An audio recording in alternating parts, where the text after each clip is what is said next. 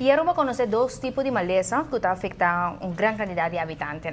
O primeiro maleza está IE1, que tem score mais alto, que patiente, está em maleza de suco, ou melhor conhecido como o nome médico como diabetes. Que men dan tinko cuida ng kurpa, cuida ng suko, zorg ko na dat bom ingesteld ko ng keda na ng dieet, keda ko mo vision, zorg ko ng take care din ng mes. E grupo E tahaye hopi difícil para tomar a maleza echt suficiente na sério e passei tem toch quantidade grande que chega na problema grave que o riñón quizás más adelanta que eigenlijk mister. Hopi di nang al fin y al cabo toch haya el problema nang di riñón, pero quizás no así na pan.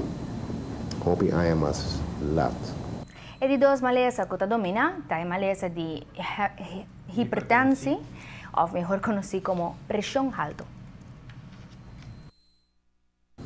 Com gênero kuta haya ng tratamento de medicina, toch ta queda com ng atitude viva que nota adequado para la nota move suficiente para comer hopi robes, hopi salo e nada queda com obesidade e certa causa de problema com riñón ta haya problema de função e certa de dois malezas grandes que causa hopi paciente que vai para diálise.